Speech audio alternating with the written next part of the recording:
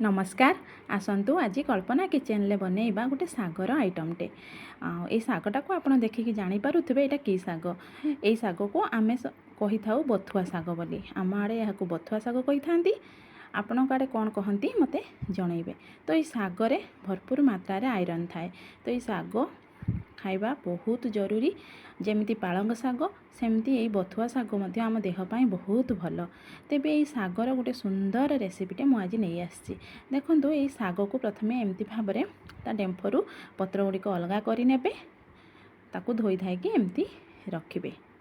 देखो मुझे भाव सफा कर साग को तापर से साग को मिक्सचर जार रे दौची। सबुगुड़िक साग मो मिक्सचर जार दे देइची। सेथिरे 3-4 कोला रसुण, गोटे टमाटो, अल्प टिके पानी देकी ताको ग्राइंडर रे गोटे पेस्टटे बनै आणुची। आपण चाहिए कंचा लंका मध्य देई परिबे।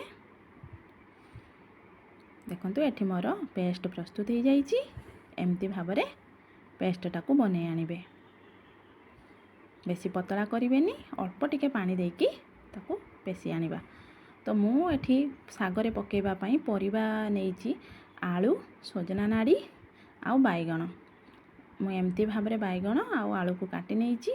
आलू को छोट छोट करिची आ बैगण को टिके लंबा साइज रे रखिची। ताको पानी रे पकेकी धोईकी छाणीकी रखुची। तापरे गोटे करेई रे 3-4 स्पून तेल दउची। सेथिरे गोटे पियाज, कटा पियाज दउची।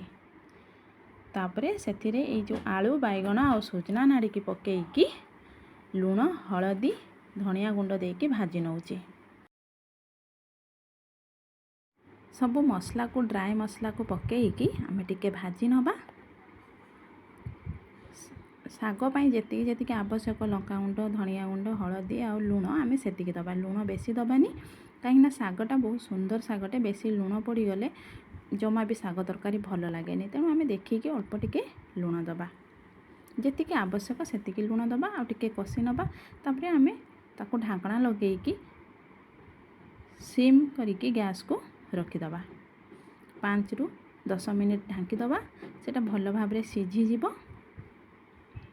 मोर एठी आलू पाखापाखी सिझी आसिलानी आ नाड़ी भी सिझी गलानी, दर सिझा हो गलानी। तो एबे आमे ये जो पेस्ट रखिथिले सागर, से सागर पेस्ट को सेथिरे देई दबा। तापरे ताकू टिके समय कषि नबा। पुणी आउ थरे सिम करिकी ढाकणा लगेकी 10 मिनिट छाड़ी दबा। एठी मोर 10 मिनिट हो गलानी। साग भी बहुत भल भाबरे सिझी गलानी। सागर जो पानी अंश थिला सेडा को मध्य सुखिकी ड्राई हो गलानी। एमती मेची मेची टाइप रे हो गलानी सागटा। ये साग खाइबा पई बहुत सुंदर लगे। आको आपण भात सहित खाई परिबे बा परोटा सहित मध्य खाई परिबे। बहुत सुंदर लगे। सजना नाड़ी आउ बैगणर कॉम्बिनेशन ले बहुत सुंदर लगे। ये सागटा, ये सागर स्वतंत्र गोटे बास्ना थाए। आपण आको घरे बनातु आउ खातु। आपन को जदि मोर चैनल भल लागु थाए तेबे लाइक निहाती करंतु। Thanks for watching.